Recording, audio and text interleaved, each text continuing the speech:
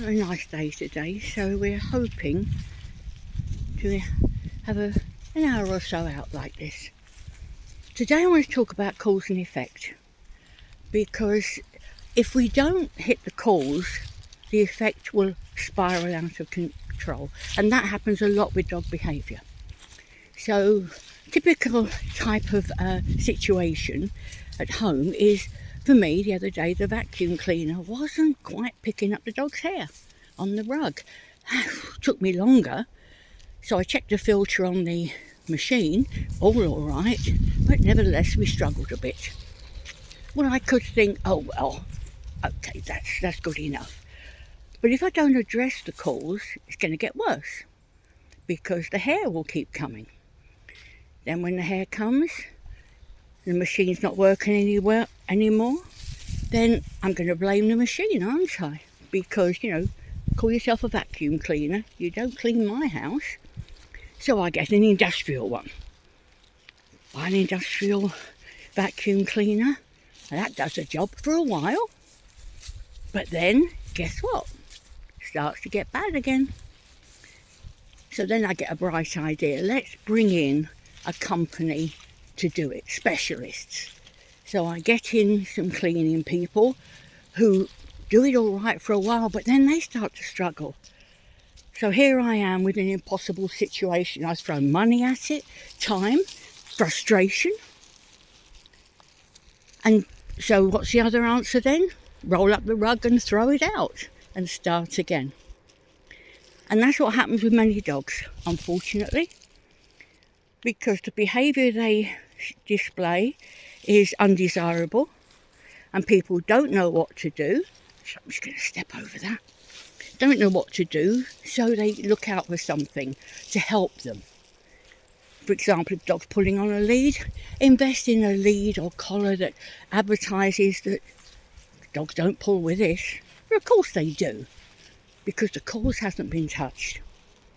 And when the owner has invested in about 3 or 4 different gadgets, all have failed, then they call in the expert, the trainer, and the trainer throws more at it. Well, this is the problem. Wow, we do this, we do that.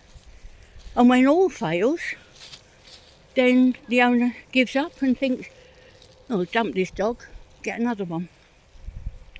Or they think, I'll struggle on because I love this dog. Well, that's what happens in dog behaviour, exactly the same. Of course, the answer to my problem with the vacuum cleaner on the rug was very simple. Groom the dogs.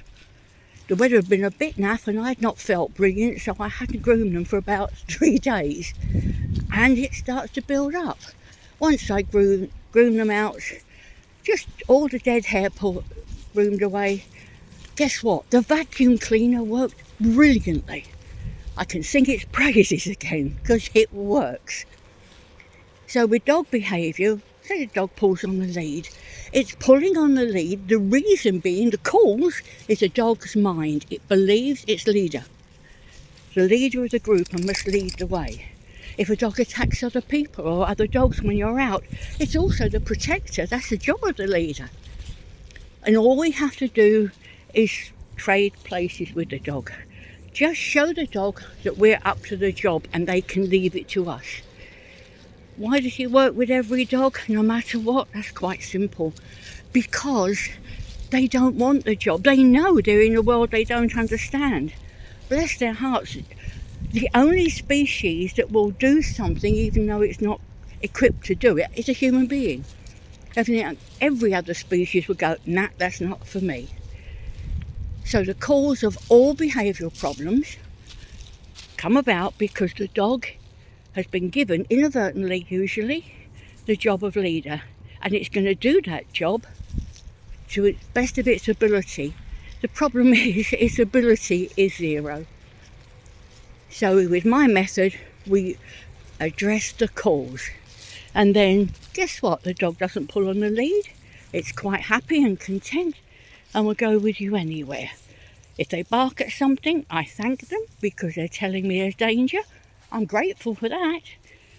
All fits into pattern. And just for anybody that's interested, I am holding another Zoom course so nobody has to travel in the beginning of next month. I think it's the 16th, 17th of November. If you are interested, please do look at my website under courses, foundation course. It's a 2-day course.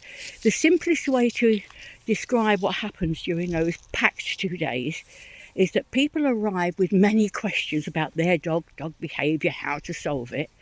But at the end of the 2 days, they're able to answer all those questions for themselves, which is my joy. I promise you that. When they say, no, don't have to ask you now, Jan, we understand that. And then, of course, they can work with their dogs, with the method, with the knowledge and the joy that it brings. So remember, cause and effect. Go for the cause, because you're wasting time, money, and sadly, the dog is suffering until you hit the cause.